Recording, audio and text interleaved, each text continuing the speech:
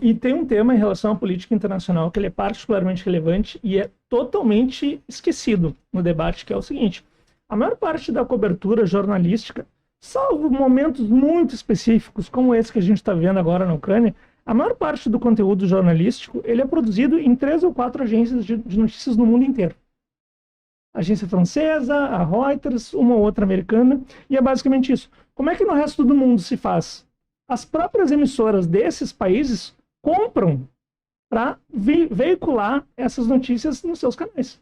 É muito comum a gente dar uma olhada numa notícia aqui do Estadão, do Globo, da Folha, e aí tu olha bem no cantinho aqui, notícia da agência francesa, da prensa francesa.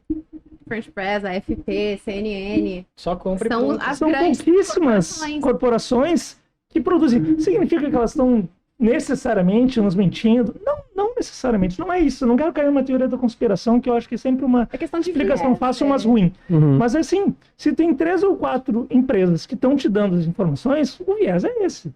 E se elas são todas articuladas dentro de países com uma orientação para o mundo que é muito semelhante, a orientação que elas vão passar é essa. Significa que sempre vai ser assim? Significa que nunca eles vão contrariar os interesses dos seus governantes? Claro que não. Por exemplo, quando aconteceu a guerra do Iraque, e se veiculou naquele momento que o Iraque tinha armas de destruição em massa e que isso seria um motivo para os Estados Unidos invadirem, todo mundo repercutiu essa notícia, depois se disse que não era verdade. Ou seja, existe... A mídia, ela também é porosa para algumas contradições, mas para algumas contradições. A gente não pode esquecer que existe um CNPJ ali. A empresa tem um dono. Esse dono mora dentro de um país. Esse tema, nas relações internacionais, eu acho que pode até ser o primeiro ponto para a gente começar a entender qualquer conflito. Qualquer conflito que exista no mundo, qualquer questão, qualquer tema da vida social. O que é a vida social? É a vida em sociedade. A gente não existe sozinho. Existe até nos Estados Unidos aquele mito do self-made man e tudo mais. Gente, toda a nossa vida, pensem no dia de vocês, do momento que vocês acordaram. Tudo o que a gente faz está, de alguma forma, imbricado em coisas que os outros fizeram. A gente vive em sociedade. Toda a nossa vida social, ela transcorre num espaço e num tempo. E com um determinado modo de produção. Por exemplo, um determinado espaço. O espaço aqui que a gente está. O espaço seria diferente, a nossa forma de conviver seria diferente se tivessem dentro dessa sala 50 pessoas. A gente estaria muito mal. A chance de a gente entrar em conflito seria muito maior. Se é uma pessoa sozinha, o que essa uma pessoa faria se ela estivesse sozinha de diferente em relação ao que a gente está fazendo aqui? Então, a primeira questão é o espaço. Segunda questão é o tempo. A história de vida.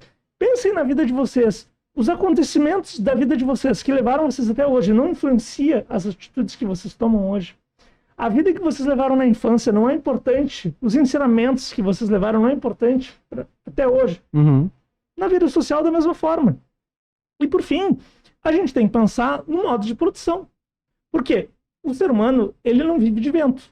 O ser humano tem que se alimentar, o ser humano tem que se hidratar, o ser humano tem que se vestir.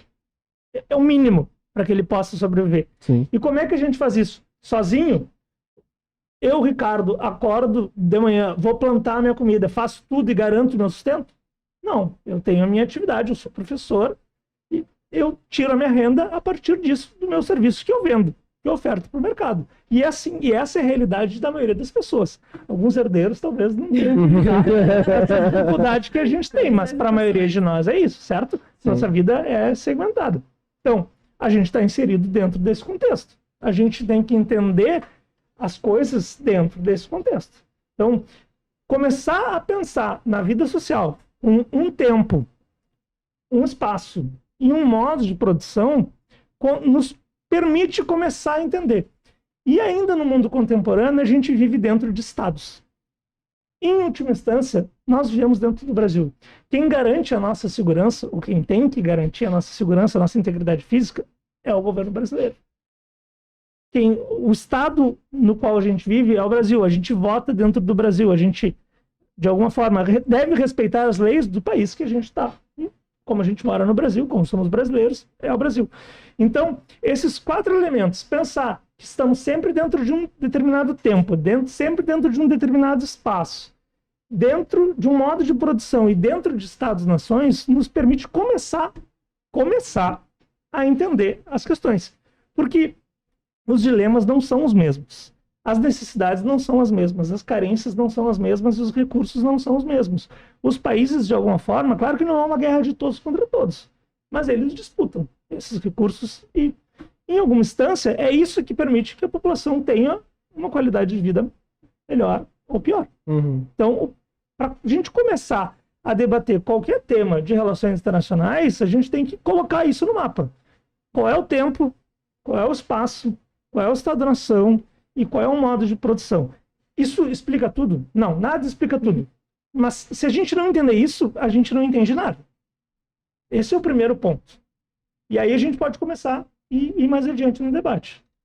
Eu acho que isso traz muito da geopolítica também. Já pegando esse gancho pra gente entrar na questão da geopolítica. A geopolítica, ela é a área que dá essa ênfase um pouco mais pro espaço, né? Dentro de todos esses pontos que o Ricardo citou, do espaço, do tempo, né? Do modelo produtivo, a geopolítica, ela vem muito mais com relação ao espaço físico que tu ocupa e tudo que tá dentro dele. As tuas fronteiras, os teus recursos, o teu espaço aéreo, o teu espaço marítimo, né? Se tu tem minério, se tu tem um solo fértil, se tu tem recursos hídricos, e quanto isso vai impactar na forma que tu vai desenvolver a tua economia, se tu vai ser uma potência agrícola, se tu vai ser uma potência industrial, ou se tu tem, sei lá, fronteiras que são bem definidas e isso vai te acarretar uma relação que é pacífica com os teus vizinhos, ou se tu vai ter fronteiras mal delimitadas, que vai te gerar algumas tensões ali com os teus países vizinhos, que é o que a gente vê hoje, que, né, em relação à Rússia e à Ucrânia, que foi uma região de fronteira que começou a gerar aquelas tensões ali que geraram, então, a invasão em si.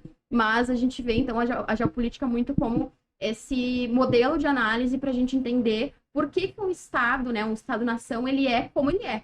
Então, ele está dentro desse território, ele dispõe de X, Y e Z recursos, e é isso que vai moldar a forma como ele vai ser com relação à sua população, o que ele vai conseguir prover para a sua população, se ele vai ser um Estado exportador, se ele vai precisar importar mais do que exportar, se ele vai conseguir desenvolver tecnologias, se ele vai conseguir, né, ter suas próprias redes de comunicação, seus próprios satélites, e é isso que vai definir, então, essa hierarquia que a gente tem no sistema internacional também. Por que os Estados Unidos é uma grande potência, a Rússia é uma grande potência, e o Brasil, que é um país de tamanhos continentais, né, tem capacidade para isso, com tanto recurso, não chegou lá ainda. Né? Então, é muito também da organização. A geopolítica vai dizer muito do como a gente vai conseguir organizar politicamente um Estado, economicamente, e também projetar isso para fora. Né? Quais vão ser os tipos de relação que tu vai desenvolver com os teus estados vizinhos ou com outros estados também. Né? Como tu vai construir a tua imagem de ti e como tu vai projetar essa imagem para fora também.